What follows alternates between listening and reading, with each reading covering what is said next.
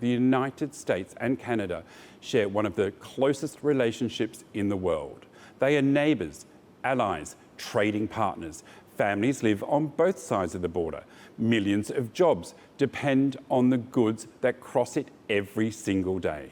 Now, that relationship is facing one of the biggest economic tests in decades. The White House says President Trump will impose a 50% tariff on most Canadian goods entering the United States, dramatically escalating trade tensions between two of the world's largest economies.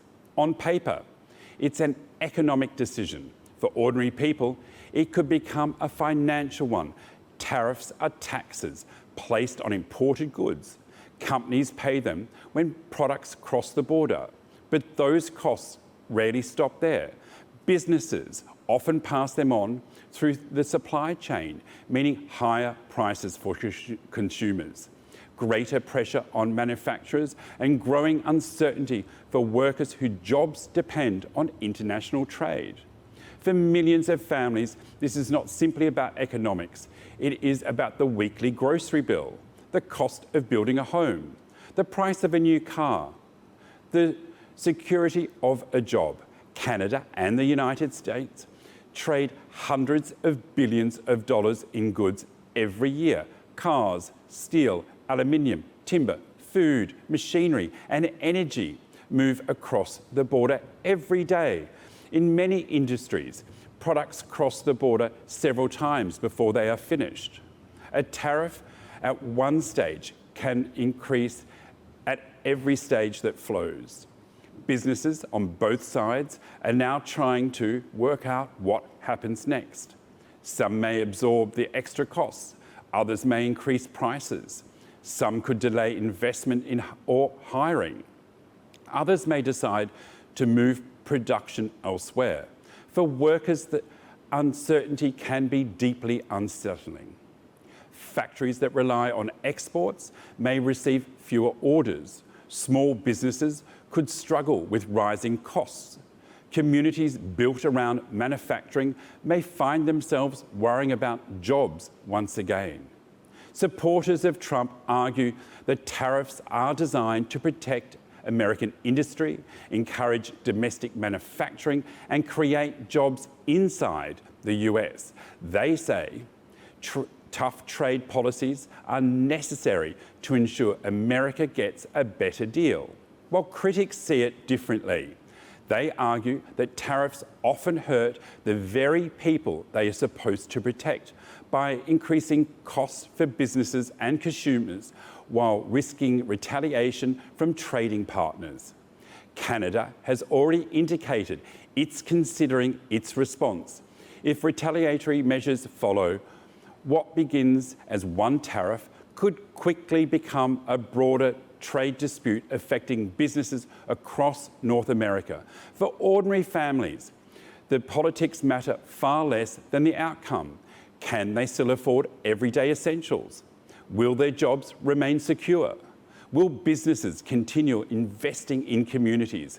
Trade disputes are often discussed in terms of percentages, exports, and economic growth. But behind every number is a family trying to balance its daily budget, a worker wondering whether overtime will disappear, a small business owner deciding whether to hire another employee.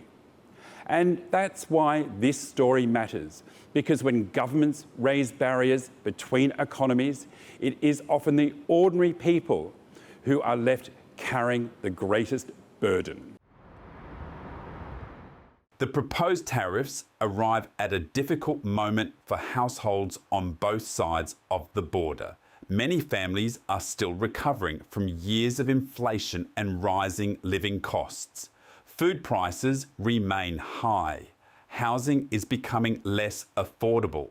Businesses are already facing higher borrowing costs and slowing economic growth.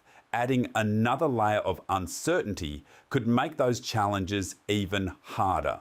The effects would not be limited to large corporations. Small manufacturers, farmers, transport companies and family-run businesses all depend on smooth cross-border trade.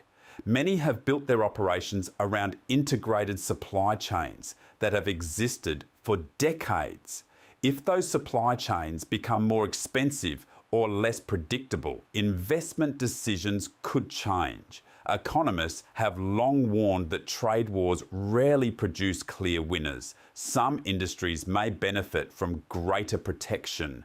Others may lose export markets, reduce production, or cut jobs. Consumers often feel the impact through higher prices and fewer choices. The dispute also carries political significance. Canada has traditionally been one of America's closest allies. A prolonged economic confrontation could strain not only trade but also wider diplomatic cooperation on issues ranging from security to energy and border management. For ordinary people, however, the biggest concern is much simpler. Can they continue to earn a living, support their families, and afford the everyday essentials they rely on?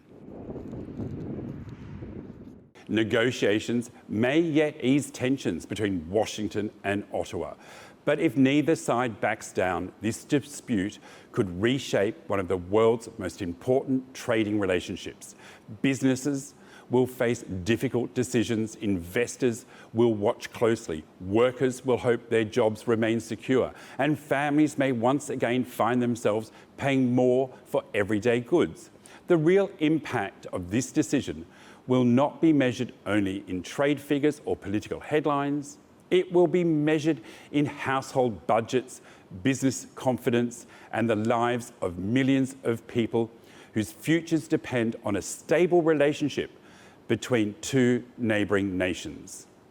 This is Breaking Silence. 3 stories, one common fault line. In India, students lose confidence in the education system.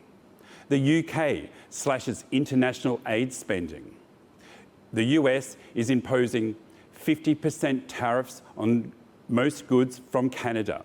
Different fronts, different battles, but the same pattern underneath. Power shaping perception and the ordinary voices struggling to be heard.